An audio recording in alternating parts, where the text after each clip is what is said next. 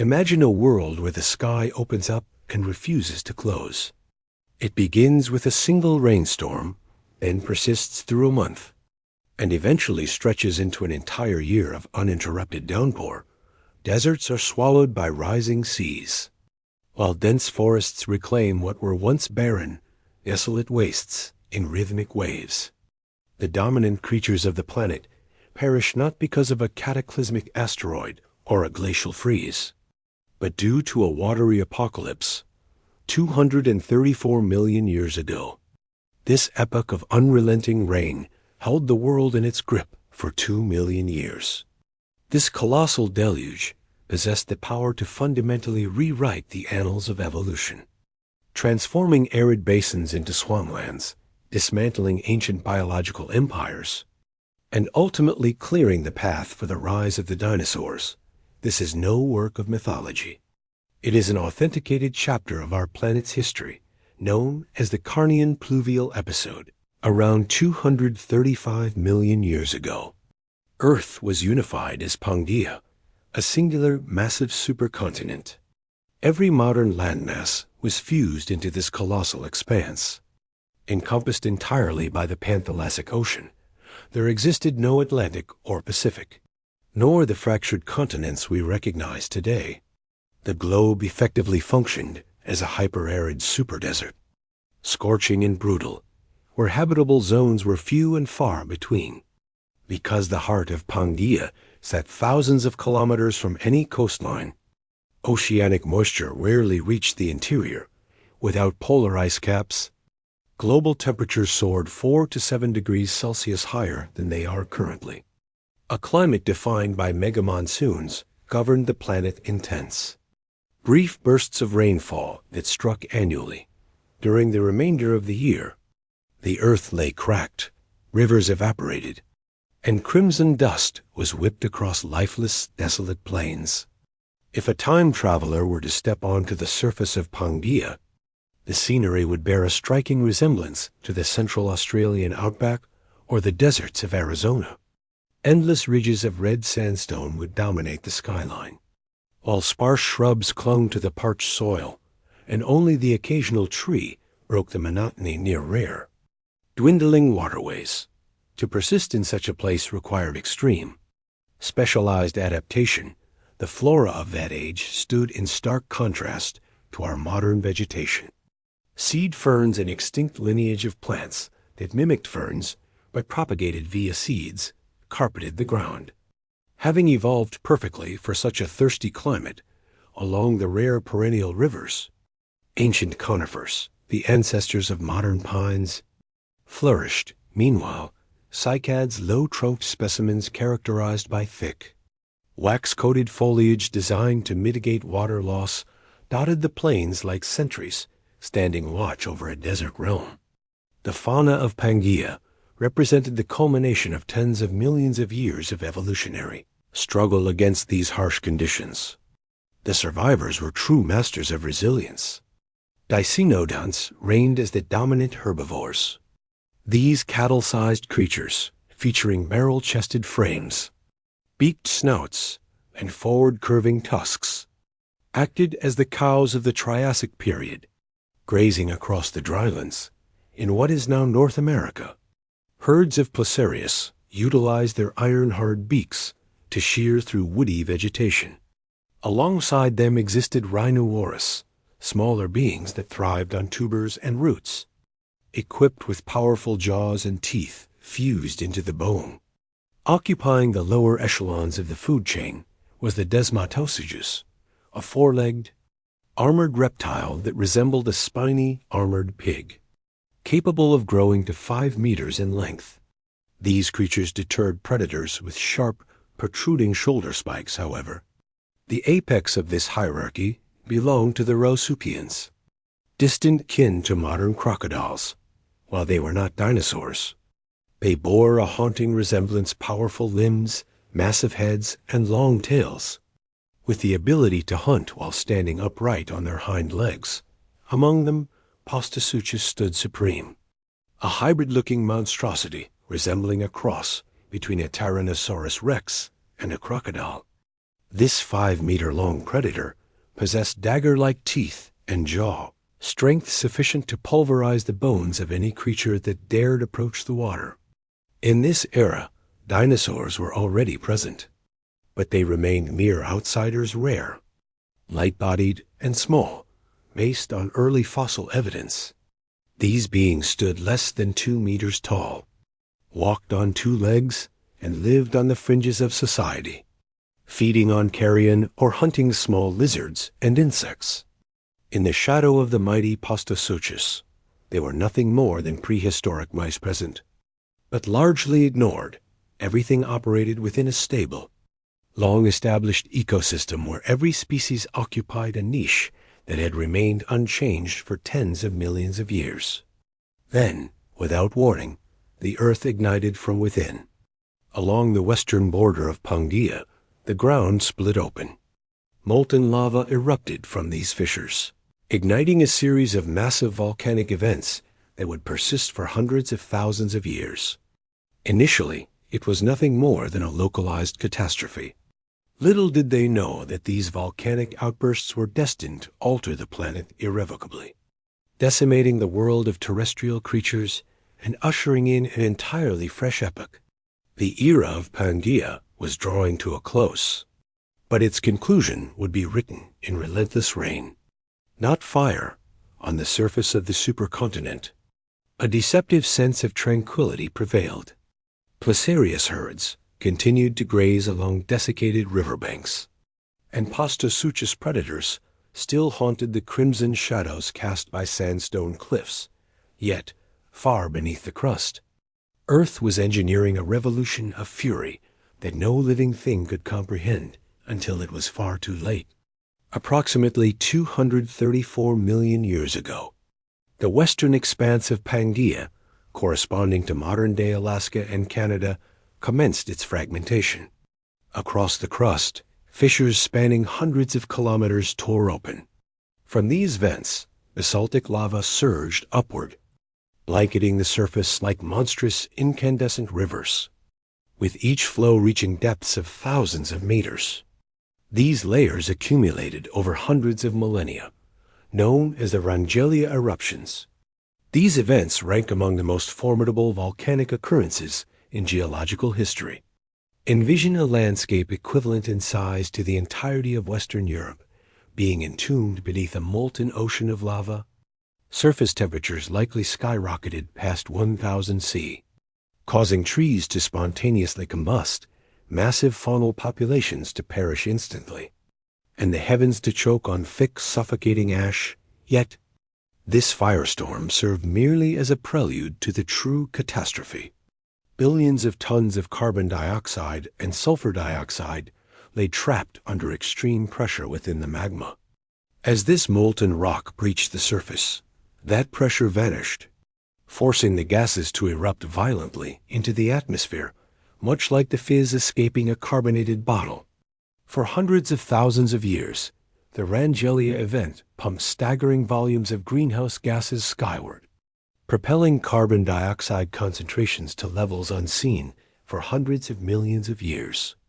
While carbon dioxide naturally regulates Earth's warmth, pushing it beyond its threshold turns the planet into a massive, sweltering furnace. Sunlight continued to pierce the atmosphere, but the heat radiated from the soil found no path to escape. The air became a suffocating blanket, trapping all that energy. Global temperatures climbed by an additional 4 to 7 C, a shift that may seem subtle, yet was profound enough to shatter the planet's entire climate regulation system. The oceans, which span over 70% of the globe, began to undergo rapid heating because warmer water evaporates with greater speed. The atmosphere grew heavy with moisture. Ironically, water vapor acts as a potent greenhouse gas. Igniting a vicious feedback cycle, rising temperatures triggered increased evaporation, which trapped even more heat, leading to further temperature spikes. The air grew increasingly humid, and once saturation was reached, the vapor had no choice but to return as torrential rain. At this point, Earth began to burn with a climatic fever. Within a mere tens of thousands of years, a momentary blink in geological time, Pangaea's atmospheric systems suffered a total collapse. Brief rainy seasons grew savage and prolonged, while the dry periods dwindled before vanishing entirely. The heart of the continent, once a desert for millions of years, transformed into a realm where the downpour never ceased. Scientists refer to this era as the Carnian Pluvial episode, or CPE. In practice, it was 2 million years of perpetual deluge. Rain was no longer a regional weather event. It was a global phenomenon where the atmosphere remained so saturated that rainfall became the planet's permanent state. Rivers that had once existed only during fleeting wet seasons transformed into raging, year-round torrents. They sliced deep into the red desert floor, sweeping vast quantities of mud, sand, and skeletal timber into the sea. High plateaus were slowly dismantled by erosion, while the low-lying plains drowned beneath a spreading network of stagnant waters. Swamps and lakes, the impact on the oceans was equally catastrophic. Massive sediment discharges from the continent choked ancient coral reefs, burying them beneath thick blankets of clay and silt.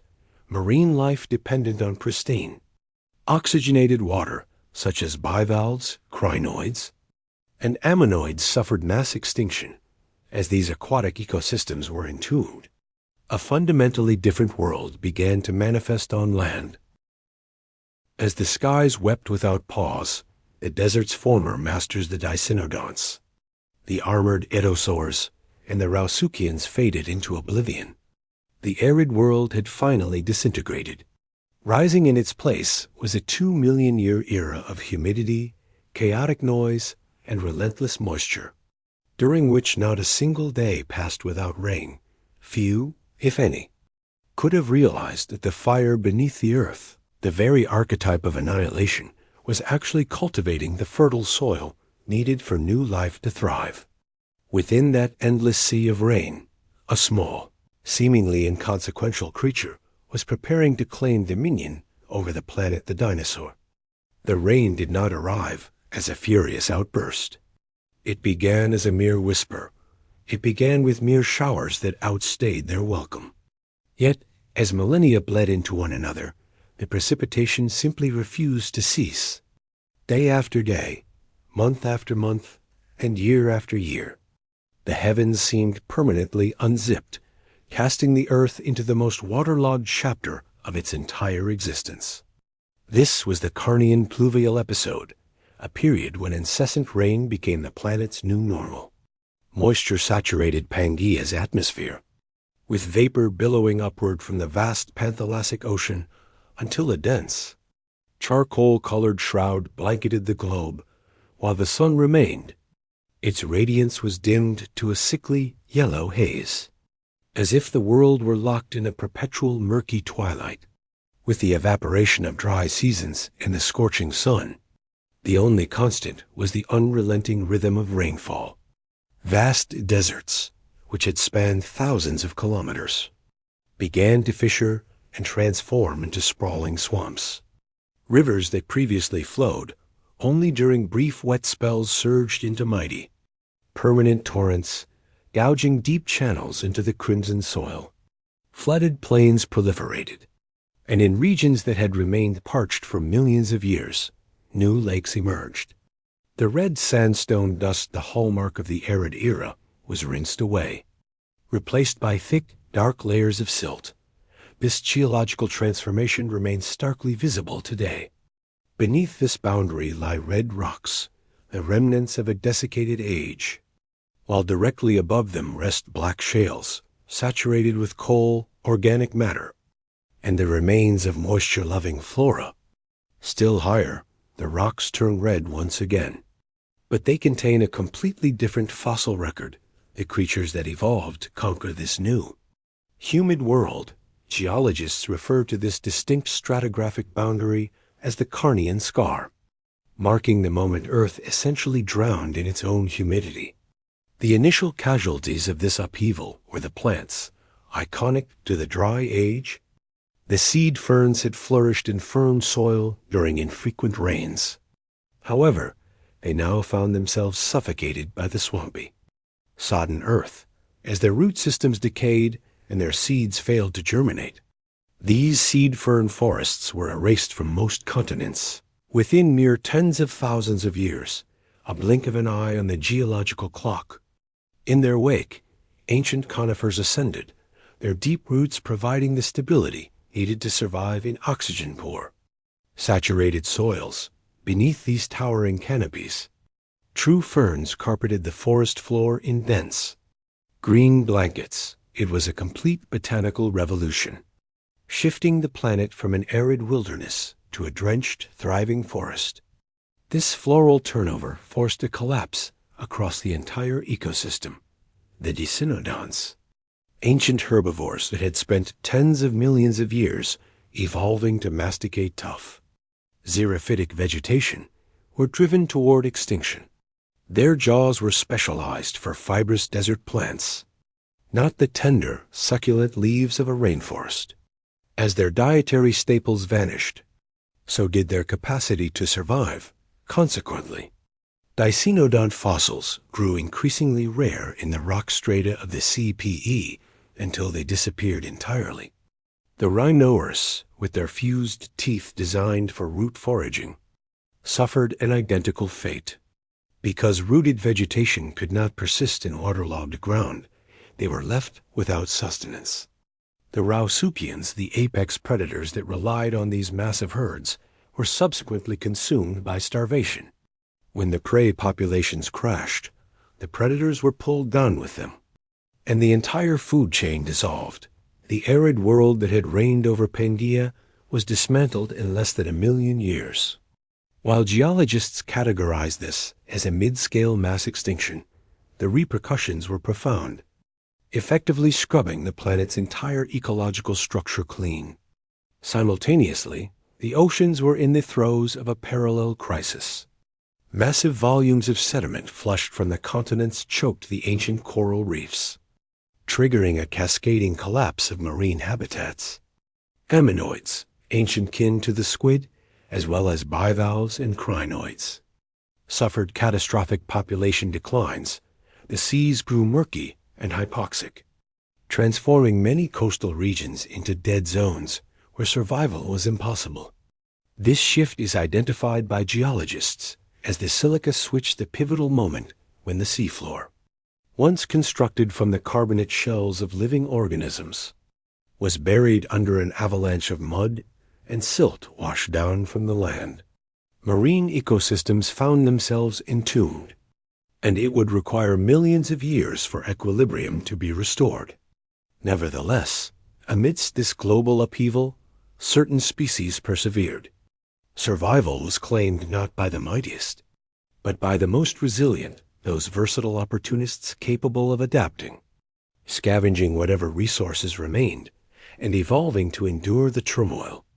While the titans of the old world crumbled, the nimble and the small began their ascent. Lighter, quicker, and more agile reptiles, most notably the earliest dinosaurs, seized the opportunity to broaden their horizons. Simultaneously, the nascent ancestors of mammals, alongside primitive crocodiles and ancient turtles, found success in the newly manifest wetlands. Pangaea's ecological systems were undergoing a hard reset. The monarchs of the post-CPE landscape would not be the same as those that came before. This new reality would be defined by swamps, jungles, and the reign of dinosaurs. 2 million years of perpetual rainfall, though it may seem like a divine curse, functioned in truth as the planet's rebirth. The old operating systems of nature were decommissioned, and within those deluge-filled floods, the Earth commenced the rewriting of its own evolutionary narrative. Once the 2 million years of ceaseless downpour finally abated and the clouds parted, the Earth had been irrevocably altered. Where arid deserts had once stifled life, vast swamps now dominated the continent, and towering conifer forests climbed toward the sky. Rivers that had long ago dried up were now clogged with dark silt. The ancient order, dominated by massive dicynodonts. Armored Dinosaurs and the apex rauisuchians had been entirely erased into this drenched, verdant world. The diminutive creatures that had previously occupied the shadows stepped boldly into the light. The dinosaurs, which had functioned as silent survivors, now began their historic rise. Prior to the Carnian Pluvial episode, they were mere periphery figures in the food chain, scarce, small, and largely incapable of competing against the giants that had held sway for tens of millions of years. Fossils unearthed in South America, dating back to roughly 243 million years ago, reveal beings that were merely 1 to 2 meters in height, sharp-toothed, light-bodied, and bipedal. Like phantoms navigating the redstone forests, they had lived on the fringes, feeding on insects, scavenging carcasses, or hunting small prey. However, once the CPE subsided and the massive herbivores vanished, the world lay open, agile and opportunistic. The dinosaurs grasped the moment, with the colossal dicynodonts gone and the rauisuchian hierarchies shattered. The dinosaurs swiftly filled the vacant ecological niches in the fossil record. This pivot is strikingly obvious. Following the CPE, dinosaur remains appear in the rock strata with sudden abundance, more complex, diverse, and larger than their counterparts from only a few 100,000 years prior. Having emerged from humble, small beginnings, they became the first architects of this new reality. As the humid climate took root and forests expanded, nutritional abundance flourished. This environment provided the perfect catalyst for the expansion of herbivorous dinosaurs, particularly the sauropodomorphs, the early ancestors of the long-necked giants like Apatosaurus and Brachiosaurus that would emerge millions of years later. Although these initial forms measured only 3 to 5 meters in length, they possessed a unique fermenting digestive system. This allowed them to derive nutrients from tough, fibrous vegetation that had remained indigestible to all previous herbivores. With their long necks, sturdy limbs, and lightweight frames, these creatures could forage in the high canopy of humid forests, thereby bypassing direct competition with other species. This structural advantage permitted them to thrive and, over time, ascend to terrestrial dominance.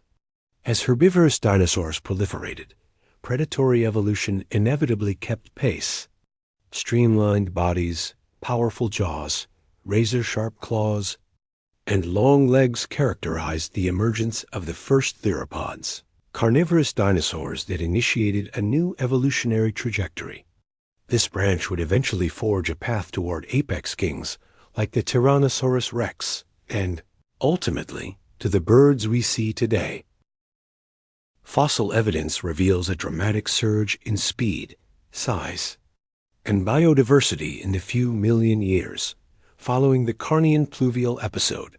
This period represented a stunning biological renaissance, an era where life not only rebounded from catastrophe but emerged more robust than ever before.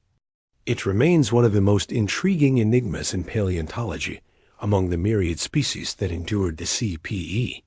Why were the dinosaurs the only ones to rule the globe for the succeeding 150 million years? Scientists attribute this success to their superior adaptability. Because dinosaurs stood with their limbs fully upright, their bodies were lifted from the ground, allowing for faster, more energy-efficient travel. Their accelerated growth rates meant adulthood was reached in mere years, a vital edge in a world of constant flux. Furthermore, their flexibility as omnivores and hunters allowed them to pivot between shifting food sources. Most crucially, their highly efficient respiratory systems, utilizing air sacs comparable to those of modern birds, enabled effective oxygen intake even in the hot, oxygen-depleted, and humid conditions of the time. Brute strength alone did not make them rulers. Rather, these traits serve as a testament to their adaptive evolution. While they were not destined to dominate, they were the first to recover when the world collapsed. Yet they did not conquer the land in isolation. During the CPE, the proliferation of swamps, lakes, and rivers created ideal conditions for the phytosaurs' ancestral relatives of ancient crocodiles to flourish. While they resembled today's crocodiles, their longer snouts and eyes, located on their skull's summits, allowed them to ambush prey from the water with precision.